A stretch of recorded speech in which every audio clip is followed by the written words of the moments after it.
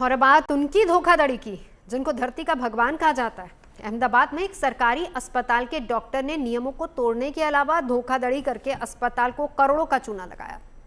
यहां डॉक्टर्स ने बिना इजाजत क्लिनिकल ट्रायल तो किया ही, साथ ही साथ उससे मिलने वाली रकम भी खुद हड़प ली। इसी से जुड़ा हुआ है आज का छठा सवाल भी। सवाल यह है कि अहमदाबाद में क्लिनिकल ट्रायल के नाम पर अस्पताल को कैसे लगा चूना। चौंकाने वाले इस मामले के सामने आने के बाद अब डॉक्टरों से पैसों की रिकवरी के आदेश दे दिए गए हैं।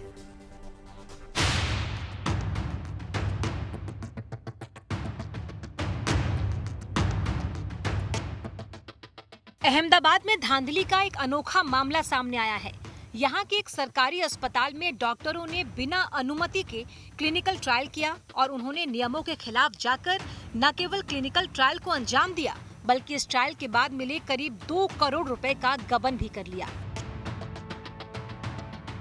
मामला अहमदाबाद के वीएस अस्पताल का है। यह अस्पताल शहर के पुराने और विश्वसनीय अस्पतालों में माना जाता है, लेकिन इस अस्पताल की प्रतिष्ठा को इस अस्पताल के डॉक्टरों ने ही तार-तार कर दिया। दरअसल इस अस्पताल को क्लिनिकल ट्रायल की अनुमति नहीं थी।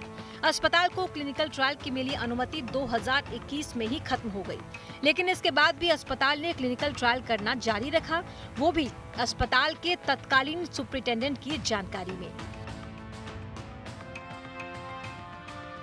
इस अस्पताल में बिना अनुमति के 2021 से 2024 तक 1, 2, 5, 10 नहीं बल्कि कुल 58 क्लिनिकल ट्रायल किए गए। नगर निगम की निगरानी में चल रही वीएस अस्पताल में साल 2021 के बाद 2024 तक 58 क्लिनिकल ट्रायल दवाओं को लेकर किए गए। इन क्लिनिकल ट्रायल्स में डॉक्टरों को 1.87 करोड़ रुपए एसएमओ यानी कि क्लिनिकल ट्रायल जो दवा की कंपनी करवा रही थी उनकी तरफ से दिए गए, जिसकी शिकायत अहमदाबाद नगर निगम के कमिश्नर को की गई। इस पूरे मामले में जो 1.87 करोड़ रुपए की धांधली हुई, इसकी जांच कमिश्नर ने 5 सदस्यीय कमेटी को नियुक्त किया और जांच के आदेश दिए। अस्पताल के नियमों को ताक पर रखकर न केवल क्लिनिकल ट्रायल को अंजाम दिया गया, बल्कि ट्रायल के बाद मिले पैसों को भी अस्पताल में जमा न कराकर उसे सीधे अपने खाते में जमा कर लिया। यानी डॉक्टरों ने मिलीभगत से अस्पताल को भी चूना लगाया। इंक्वायरी कमेटी ने डिटेल इंक्वायरी करके एक हफ्ते पहले एक रिपोर्ट रखा है। ये रिपोर्ट के हिसाब से कुछ 1.87 करोड़ रुपीस एसएमओ की तरफ से जो प्रिंसिपल इन्वेस्टिगेटर थे और या को प्रिंसिपल इन्वेस्टिगेटर थे, उन्हीं के बैंक अकाउंट में वो पेमेंट हुआ है। चूँकि इसके लिए वीएस हॉस्पिटल में कोई स्टैंडर्ड ऑपरेटिंग प्रोसीजर नहीं था या कोई रूल्स नहीं बनाए गए थे, या फिर ये एथिक कमेटी बनाने की अप्रूवल या क्लिनिकल ट्रायल करने की अप्रूवल नहीं ली गई थी कमिश्नर या वीएस बोर्ड से, इसी कारण एडमिनिस्ट्रेटिव लैप्स था। क्लिनिकल ट्रायल के लिए drugs controller general of India यानी डीसीजीआई की परमिशन लेनी पड़ती है।